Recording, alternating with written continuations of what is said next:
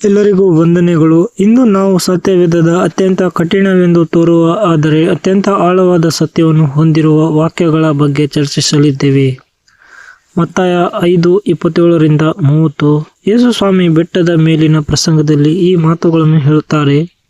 ವ್ಯಭಿಚಾರ ಮಾಡಬೇಡ ಎಂಬುದು ಹಳೆಯ ನಿಯಮ, ಆದರೆ ಯೇಸು ಇದನ್ನು ಕೇವಲ ಶಾರೀರಿಕ ಕ್ರಿಯೆಗೆ ಸೀಮಿತಗೊಳಿಸದೆ ನಮ್ಮ ಆಲೋಚನೆಗಳಿಗೆ ಕೊಂಡೊಯ್ಯುತ್ತಾರೆ.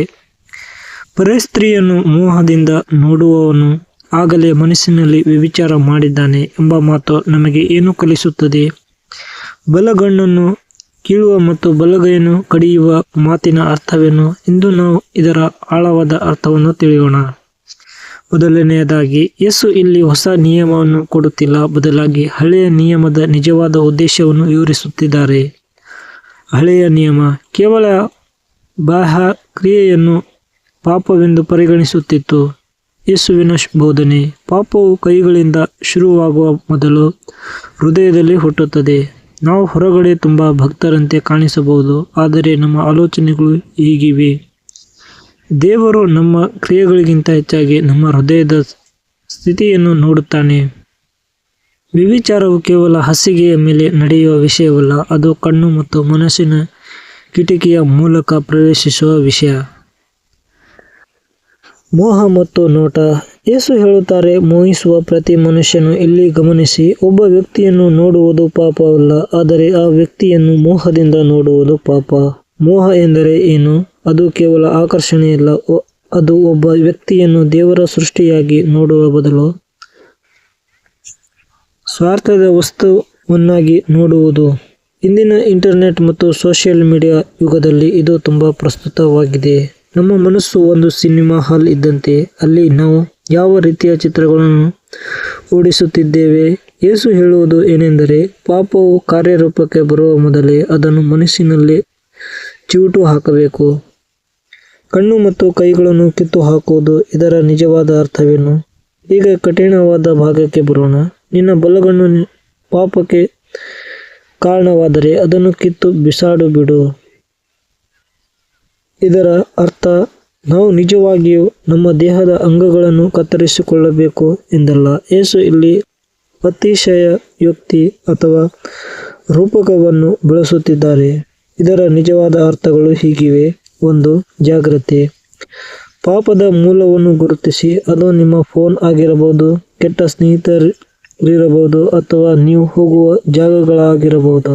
2. ತ್ಯಾಗ. ನಿನ್ನ ದೇಹದ ಒಂದು ಅಂಗ ಹೋಗುವುದು ಇಡೀ ದೇಹ ನರಕಕ್ಕೆ ಹೋಗುವುದಕ್ಕಿಂತ ಲೇಸು. ಅಂದರೆ ನಮಗೆ ತುಂಬ ಇಷ್ಟವಾದ ಅಥವಾ ನಮಗೆ ಬೇಕಾದ ವಿಷಯಗಳು, ಅದು ಹವ್ಯಾಸವಿರಲಿ ಅಥವಾ ಸಂಬಂಧವಿರಲಿ, ನಮ್ಮನ್ನು ಪಾಪದ ಕಡೆಗೆ ಒಯ್ಯುತ್ತಿದ್ದರೆ ಅದನ್ನು ನಮ್ಮ ಜೀವನದಿಂದ ಕಿತ್ತು ಹಾಕಲು ನಾವು ಸಿದ್ಧರಿರಬೇಕು. ತೀವ್ರತೆ. ಯೇಸು ಪಾಪದ ಬಗ್ಗೆ ಎಷ್ಟು ಗಂಭೀರವಾಗಿದ್ದಾರೆ ಎಂಬುದನ್ನು ಇದು ತೋರಿಸುತ್ತದೆ. ಪಾಪದ ವಿಷಯದಲ್ಲಿ ನಾವು ಮೃದು ಧೋರಣೆ ತಾಳಬಾರದು. ಪರಿಹಾರ ಮತ್ತು ಅನ್ವಯ. ನಾವೆಲ್ಲರೂ ಮನುಷ್ಯರು, ನಮಗೆ ತಪ್ಪು ಆಲೋಚನೆಗಳು ಬರುವುದು ಸಹಜ. ಹಾಗಾದರೆ ಜಯಿಸುವುದು ಹೇಗೆ? 1. ದೇವರ ವಾಕ್ಯ. ಕೀರ್ತನೆ 119:11 ಹೇಳುವಂತೆ, ನಾನು ನಿನ್ನ ವಿರುದ್ಧ ಪಾಪ ಮಾಡದಂತೆ ನಿನ್ನ ವಾಕ್ಯವನ್ನು ನನ್ನ ಹೃದಯದಲ್ಲಿ ಇಟ್ಟುಕೊಂಡಿದ್ದೇನೆ. 2. ಪ್ರಾರ್ಥನೆ. ನನ್ನನ್ನು ಶೋಧನೆಗೆ ಒಳಪಡಿಸಬೇಡ ಎಂದು ಪ್ರತಿದಿನ ಬಿಡುವುದು. 3. ಕಣ್ಣುಗಳ ಮೇಲೆ ಹಿಡಿತ.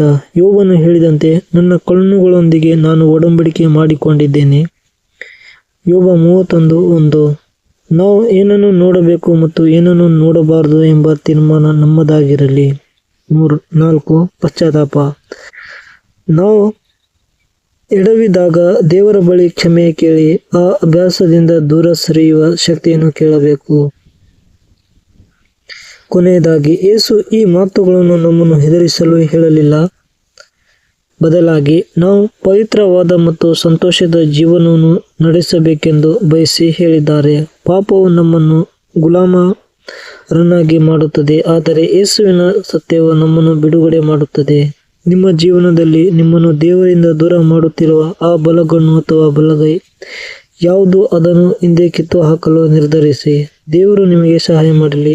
ಈ ವಿಡಿಯೋ ನಿಮಗೆ ಇಷ್ಟವಾದರೆ ಲೈಕ್ ಮಾಡಿ, ಶೇರ್ ಮಾಡಿ ಮತ್ತು ಇಂತಹ ಆಳವಾದ ಬೈಬಲ್ ಅಧ್ಯಯನಗಳಿಗಾಗಿ ಸಬ್ಸ್ಕ್ರೈಬ್ ಮಾಡಿ. ನಿಮ್ಮ ಅನಿಸಿಕೆಗಳನ್ನು ಕಮೆಂಟ್ ನಲ್ಲಿ ತಿಳಿಸಿ. ಮುಂದಿನ ವಿಡಿಯೋದಲ್ಲಿ ಸಿಗೋಣ. ದೇವರು ನಿಮ್ಮನ್ನು ಆಶೀರ್ವದಿಸಲಿ. ಆಮೆನ್.